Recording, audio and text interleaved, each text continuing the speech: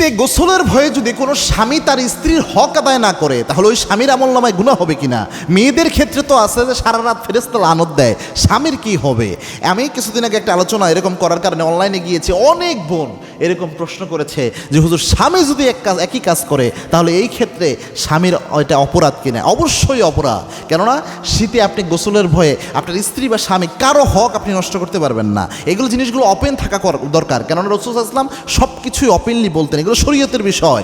এবং কি আল্লাহর হাবিব সাল্লাল্লাহু আলাইহি ওয়াসাল্লাম বলতেন, ও আমার স্ত্রীরা, ও আমার সাহাবীরা, আমাকে রাতের অন্ধকারে যেমন দেখো, দিনের আলোতে যেমন দেখো, পুরাটাই তোমরা আমার উম্মতদের জন্য প্রচার করে দাও। কেননা আমার উম্মতের জন্য আমার রাতের বেলার জিন্দেগিটা উম্মতের জন্য শিক্ষা। আল্লাহু আকবার। রাতের অন্ধকারে একজন মানুষ কেমন, ওটাও আমাদের জন্য আদর্শ।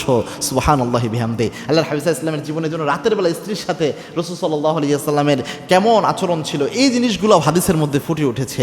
এটা গুরুত্বপূর্ণ একটা বিষয়। এখন একটা জিনিস মনে রাখবেন, একজন ওয়াইফের হক আদায় করা একজন স্বামীর জন্য অত্যন্ত জরুরি একটা বিষয়।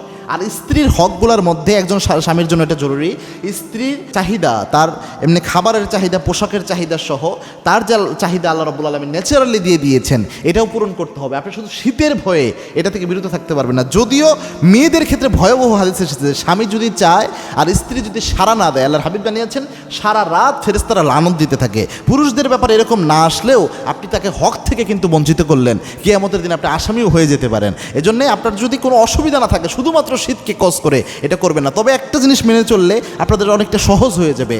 যদি এরকমটা মনে হয় যে শীত প্রচণ্ড, গোসলের সমস্যা, সেক্ষেত্রে যেটা করতে পারেন, রাসূল সাল্লাল্লাহু আলাইহি ওয়াসাল্লামের একটা সুন্নাহ রয়েছে। আল্লাহর হাবিব সাল্লাল্লাহু আলাইহি ওয়াসাল্লাম প্রথম রাতের দিকে গোসল ফরজ হলেও সাথে সাথে রাসূল সাল্লাল্লাহু আলাইহি ওয়াসাল্লাম গোসল করে নিতেন না।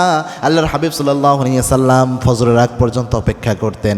এইভাবেই আল্লাহর হাবিব প্রথমে ঘুমিয়ে যেতেন, ঘুম থেকে উঠে ফজরের আগ মুহূর্তে গোসল করে আল্লাহর হাবিব ফজরের নামাজ পড়তেন। সুবহানাল্লাহ। তার মানে আপনার প্রথম রাতের দিকে গোসল ফরজ হলো, এরপর আপনি ঘুমাইয়া গেলেন, ওযু করে এসে অথবা এমনি ঘুমালেন, আপনি ফজরের আগ মুহূর্তে উঠে ওই সময় আপনি গোসল করে আপনি যদি ফজরের নামাজে চলে যান অথবা নামাজ পড়ে একটু হাঁটাচলা করেন, দেখবেন চুলটাও শুকিয়ে যাবে, তখন আপনার ঠান্ডা লাগার প্রবণতা কম থাকবে। আবার সকালে উঠে আপনি পানি গরম করে গোসল করতে পারলেন। সুতরাং সবই আপনার সহজ হয়ে যাবে যদি রাসূলের এই সুন্নাহটা মানেন। গোসল ফরজ হয়েছে মানে সাথে সাথেই করতে হবে, ব্যাপারটি এমন নয়। কারণ একজন ইমানদার কখনো অপবিত্র হয়ে যায় না, একদম নাপাক হয়ে যায় না একজন ইমানদার। এটাকে বলা হয় জুনুবি অবস্থা, সাময়িক শরীয়ত কর্তৃক একটা জুনুবি অবস্থা বা অপবিত্র অবস্থা যেটাকে বলে। কিন্তু একজন ইমানদার কখনো নাপাক হয় না, এটা গুরুত্বপূর্ণ একটা বিষয়। এটা আপনার উপর গোসল আবশ্যক হয়েছে, গোসল করলেই আপনি আবার আলহামদুলিল্লাহ ইনশাআল্লাহ আপনি পবিত্র অবস্থায় ইনশাআল্লাহ আপনি চলাফেরা করবেন, নামাজ রোজা সব করতে পারবেন ইনশাআল্লাহ। আল্লাহ রাব্বুল আলামিন আমাদের বুঝার তৌফিক দান করুন। আল্লাহুম্মা আমিন।